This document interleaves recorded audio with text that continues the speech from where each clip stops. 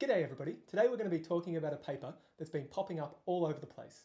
It hits on some really big topics, including climate change, health, and how a vegan world could save a lot of lives. So let's get into it.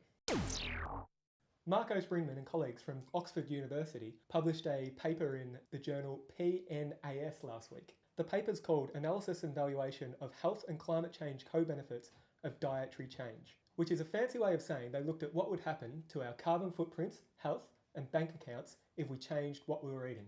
You may wonder what our diets, health, and climate change have in common.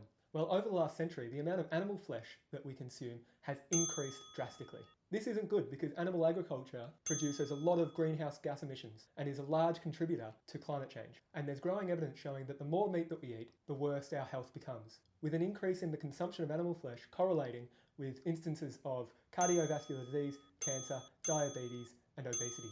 With this information, we can hypothesize that reducing our meat consumption will lead to a reduction in greenhouse gas emissions and an increase in health. Springmann and his friends wanted to see how big these benefits actually could be. They did this by looking at 4 different diet scenarios set in 2050. The first scenario was a reference scenario, and it's really important because it sets up what the other scenarios are compared to.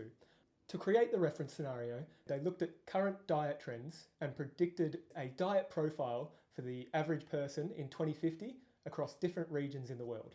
Using these numbers, they were able to calculate how many people would die given the amount of fruit, vegetable, and meat being eaten. This was possible because these foods have dosage effects on certain diseases. For example, for every 100 grams of meat that you eat a day, it increases your risk of cardiovascular disease by 25%. Using these dosage amounts, they were able to calculate what people were expecting to be eating and how much this would affect the health and future populations. With these diet profiles and knowing the greenhouse gas emissions emitted by certain food groups, they were also able to estimate the total amount of greenhouse gas emissions in this future reference scenario. So the reference scenario was business as usual and was used to compare all other scenarios in order to see what the benefits might be. The other 3 scenarios included one based on healthy global diet scenario, which included animal flesh, dairy, and fruits and veggies, a vegetarian scenario which cut out all meat, fish, chicken, but included dairy and eggs, and a vegan scenario which excluded all animal products. Knowing the consumption estimates of the reference diet allowed the researchers to compare the vegan diet with the reference diet and see how much difference there was in, say, fruits and vegetables being consumed in 2050, and then calculating the health and climate change consequences of that difference. This was done for 100+ regions across the world. From their knowledge of the health consequences of each scenario, the authors were able to estimate the economic benefits of each diet by calculating the cost of illness and value of statistical life. This just means how much money is lost through the loss of life and through healthcare because of diets. So what did a vegan world look like? Well, it's pretty positive. Compared to the reference diet, a vegan world had 8.1 million less deaths. And that's in a single year. That's in just 2050. And of particular note, that was most evident in developing countries, particularly in South and East Asia. In terms of greenhouse gas emissions, the 2050 reference scenario had 51% more greenhouse gas emissions associated with agriculture than in 2007, whereas the vegan scenario had 55% less greenhouse gas emissions than in 2007. That would be a net benefit. We'd have less greenhouse gas emissions if the world was vegan in 2050 than we did 10 years ago.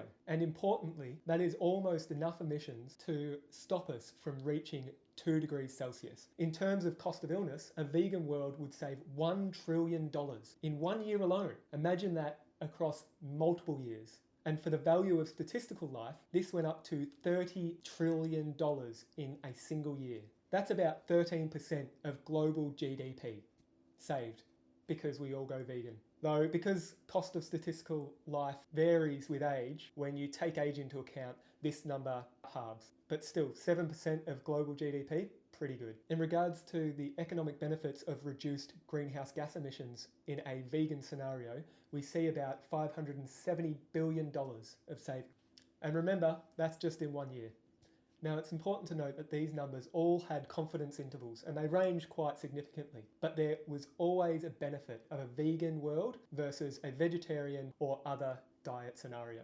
Also importantly, when looking at predictive models, the authors were only able to take into account a certain range of parameters, and there might be other effects out there that weren't taken into account that might either increase these values or decrease them. Future research in this area might be able to include a wider variety of parameters. Now, I think this paper is really fantastic. It's well written, it's got a lot of information in there, they've done a really great job sourcing their data, and their analysis is top notch. It really highlighted the great benefits that we'd get if we had a vegan world, especially in terms of health and climate change, not to mention the economic benefits. And it's well worth going and reading. I'd also suggest checking out the supplementary material, which gives a more detailed look at the methods that they used. Now, before I go, I just wanted to make 2 points. First, in the introduction of the paper, the authors make a statement that says that the alternative diet scenarios are not realistic. I want to say, let's make them realistic. Let's go for a vegan world, especially given the benefits that this paper shows that are possible if we do go for a vegan world. Those benefits include beating climate change and saving millions and millions of lives, and that's yearly. And the other point I wanted to raise was that I think that in their calculations, they got the number of lives saved a little bit wrong, because in a vegan scenario, we'd actually be saving billions of lives.